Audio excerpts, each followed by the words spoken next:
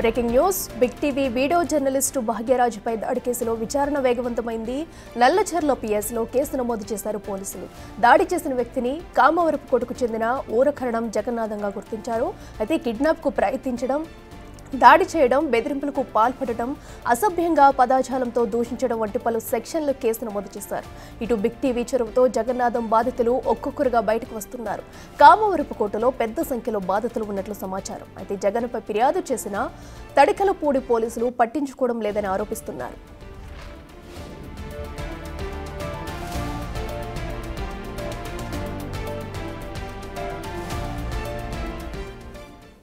ఇదే అంశానికి సంబంధించి మరింత సమాచారం మా ప్రతినిధి శివసాగర్ అందిస్తారు. శివసాగర్, చెప్పండి, ఇప్పటికీ అటు బిగ్ టీవీ వీడియో జర్నలిస్ట్ పై కూడా దాడి కేసులో పలు కీలక విషయాలైతే వెల్లడించారు నిందితుడికి సంబంధించి పోలీసులు. అసలు ఏం జరిగింది, డీటెయిల్స్ ఏంటి?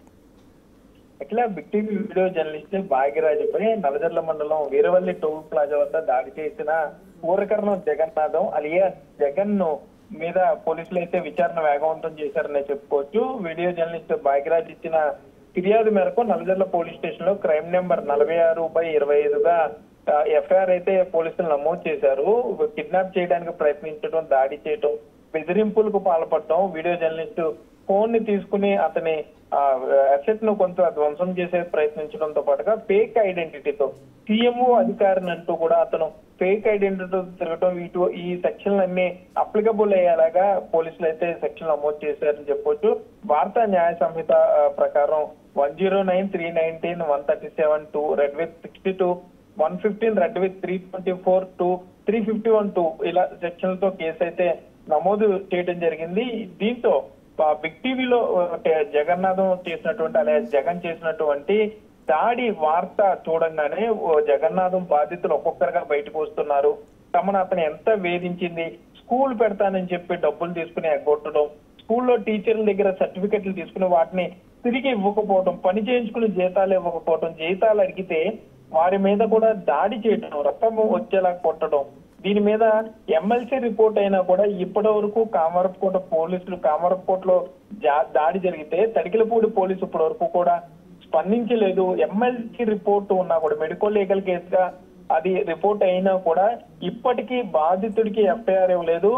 జగన్ కి కొంత అసోసియేట్ అయినట్టుగా, లేకపోతే ఏ ఉట్టిలు పోలీసుల మీద పనిచేశాయో తెలియటం లేదంటూ కూడా తిప్పులు నాగేంద్ర అనే ప్రైవేట్ టీచర్ బిగ్ టీవీ దగ్గర అయితే తన బాధను చెప్పుకునే ప్రయత్నం చేస్తున్నారు. మరోపక్క జంగారెడ్డిగూడెం పోలీస్ స్టేషన్ ఇప్పటికే ఊరకరణం జగన్నాథం అలియా జగన్ గతంలో కొంతమందిని బెదిరించి డబ్బులు 5 లక్షలు డిమాండ్ చేసి ఎక్స్ట్రాక్షన్ చేసిన అటువంటి కేసులు, అంటే ఇది కూడా తడికలపూడి పోలీస్ స్టేషన్ లో కేసు నమోదైంది. ఈ కేసుకు సంబంధించి కూడా పోలీసులు జంగారెడ్డిగూడెం పోలీసులు అయితే దర్యాప్తు చేస్తున్నారు. అతన్ని మరి కాసేపట్లోనే అదుపులోకి తీసుకునే అవకాశం ఉంది. ఈ కేసులో ఇప్పటికే అతని కారును కూడా జంగారెడ్డిగూడెం పోలీస్ స్టేషన్ కి అయితే తీసుకురావడం జరిగింది. సో జగన్నాథం ఒక్కొక్కటిగా అతను చేసినటువంటి దారుణాలు ఒక్కొక్కటిగా బయటకు వస్తున్నాయని చెప్పుకోవచ్చు. అయితే మనం చూస్తున్నాము అటు వీడియోలో కూడా అటు బిగ్ టీవీ ఆ వీడియో జర్నలిస్ట్ పై కూడా ఎంత దురుసుగా ప్రవర్తించాడు అనేది కూడా చూస్తున్నాము. ఇప్పటికీ ఆయన బాధితులు కూడా ఇంకా ఉన్నట్లు బయటకు వస్తుంది. అయితే ఇప్పటి వరకు ఎందుకు ఆయనపై చర్యలు తీసుకోలేదు, ఎవరు ఎందుకు కంప్లైంట్ నమోదు చేయలేదు? సో ఎవరైనా రాజకీయ నేతలు అండదండ ఉండే ఇలా రెచ్చిపోతున్నాడు అనుకోవచ్చా? లేదు, ఈ ఊరకరణం జగన్నాథం అలియా జగన్ కొంత సొల్లు మాటలు చెప్పడం, లేకపోతే డాంబికం, అనవసరం భయపెట్టడం, తనకు సీఎంఓలో బాగా పరిచయాలు ఉన్నాయి, మంత్రుల దగ్గర తనకు పరిచయాలు ఉన్నాయి, తను ఏమన్నా చేయగలడు అనే యాంగిల్లో ఇతని దగ్గర ఉన్న తెలివితేటలు ఇతనే ఒక PDF పేపర్ లాగా క్రియేట్ చేసుకున్నా, అంటే అదేదో ఒక పేపర్ లో వచ్చిన ఐటెం లాగా అందరికీ తెలిసేలాగా, అది ఇంప్లాంట్ అయ్యేలాగా కొన్ని రంగులతో ఒక పేపర్ క్లిప్పింగ్ ఇతనే తయారు చేసుకుని ఫోటోషాప్ చేసి ఇతనికి ఏదో APCILDA వైస్ చైర్మన్ పదవి వచ్చినట్లుగా, లోకేష్ అభినందించినట్లుగా, మంత్రి లోకేష్ అభినందించినట్లు ఇలా ఇతనే కొన్ని వాట్సాప్ పోస్టులు క్రియేట్ చేసుకుంటాడు. ఎవరన్నా తిన దారికి అడ్డం వస్తున్నారని తెలిస్తే అదే వాట్సాప్ పోస్టులో వారి మీద చాలా అసభ్యంగా పోస్టులు పెడుతూ ఉంటాడు. సాధారణ ప్రజలు వాట్సాప్ గ్రూప్ లో ఉన్నవారు అది నిజంగా పేపర్ లో వచ్చిందేమో అనే భ్రమ కలిగించేలాగా ఇతను క్లిప్పింగ్లు తనకు తానే తయారు చేసి ఇంప్లాంట్ చేస్తూ ఉంటాడు. సో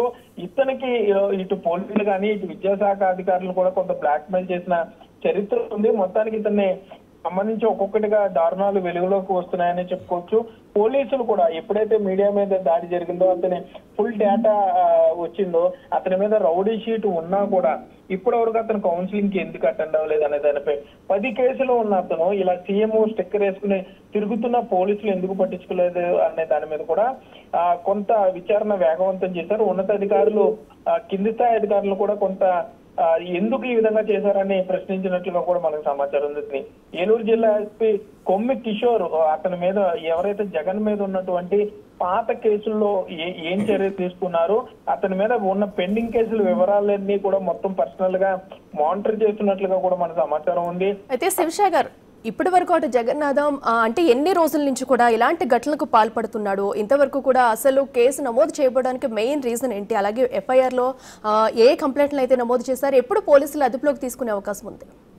అయితే Jagan big TV video journalist సంబంధించి దాడి చేసిన దాంట్లో కిడ్నాప్ కేసు, అటెంప్ట్ మర్డర్ కూడా ఉంది కాబట్టి, హత్యాయత్నం కూడా నమోదైంది కాబట్టి అతని మీద త్వరలోనే అతన్ని అరెస్ట్ చేసే అవకాశం ఉంది. కాకపోతే ఈలోపే ఏలూరు జిల్లాకు సంబంధించి జంగారెడ్డిగూడలో అతని మీద 10కి పైగా ఎఫ్ఐఆర్లు ఉండటం, రౌడీ షీట్ ఉండటం, ఇంకా కొన్ని కేసులు పెండింగ్ లో ఉండటం, మరికొంతమంది ఫిర్యాదుదారులు కూడా ఒక్కొక్కరుగా ముందుకు వస్తుండటంతో ఏలూరు జిల్లా ఎస్పీ ఆదేశాలతో మరి కాసేపట్లోనే ఈ ఊరకరణం జగన్నాథం అలియాస్ జగన్ ను పోలీసులు అదుపులోకి తీసుకునే అవకాశం ఉంది, అరెస్ట్ చూపించే అవకాశం ఉంది. ఒకవేళ అదే విధంగా జరిగితే, అంటే ఏదైతే దాసు అనేటువంటి స్కూల్ కరెస్పాండెంట్ ఇచ్చినటువంటి ఫిర్యాదులో అతను అరెస్ట్ చేసే అవకాశం ఉంది. ఒకవేళ ఈ కేసులో అతను అరెస్ట్ చేస్తే నల్లజర్ల పోలీసులు బిగ్ టీవీ వీడియో జర్నలిస్ట్ ఇచ్చిన ఫిర్యాదు, భాగ్యరాజ్ ఇచ్చిన ఫిర్యాదు మీద ఇప్పటికే ఎఫ్ఐఆర్ వేసినటువంటి నల్లజర్ల పోలీసులు పీటీ వారెంట్ వేసి అతను విచారణకు తీసుకెళ్లే అవకాశం ఉంది, కస్టడీకి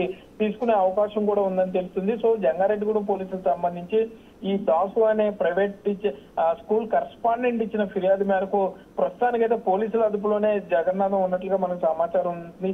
అతని కారును కూడా, అంటే ఫేక్ ఐడెంటిటీతో తిరగడం, కారుకి సైరన్ పెట్టుకోవటం, అడ్డు వచ్చిన వారి మీద దాడి చేయడం, అమాయకులను మోసం చేయడం, డబ్బులు తీసుకుని ఎక్కొట్టడం, ఇట్లా చాలా కేసులు అతని మీద ఉన్నాయి. వాటన్నింటినీ కూడా పోలీసులు తిరగదోడుతున్నారని చెప్పుకోవచ్చు. కొంతమంది పోలీసు అధికారులు ఉదాసీనత వల్ల ఇటువంటి రౌడీ షీటర్ల సమాజంలో తిరగటం, ఏకంగా అతను ఒక ప్రైవేట్ స్కూల్ ఫౌండర్ చైర్మన్ గా చెప్పుకుంటారు. ఒక రౌడీ షీటర్ ఒక ప్రైవేట్ స్కూల్ ఫౌండర్ చైర్మన్ గా చెప్పుకుంటుంటే తల్లిదండ్రులు కూడా మోసపోవటం. సో ఈ దారుణాలన్నిటి మీద కూడా పోలీసులు అయితే మొత్తం అంతా అతని హిస్టరీ అంతా ఒక వెరిఫై చేస్తున్నారు. ఈ ప్రైవేట్ స్కూల్ కరెస్పాండెంట్ దాసు ఇచ్చిన ఫిర్యాదుతో అయితే జంగారెడ్డిగూడెం పోలీసులు, అంటే నల్లజర్ల పోలీసుల కన్నా ముందు ఇక్కడ ఏలూరు జిల్లా పోలీసులు, తూర్పుగోదావరి జిల్లా పోలీసుల కన్నా ముందు ఇతన్ని అరెస్ట్ చూపించే అవకాశం అయితే ఉండొచ్చు అనేది మనకి సమాచారం అందుతుంది. Akhila. Right Shivasagar, thank you.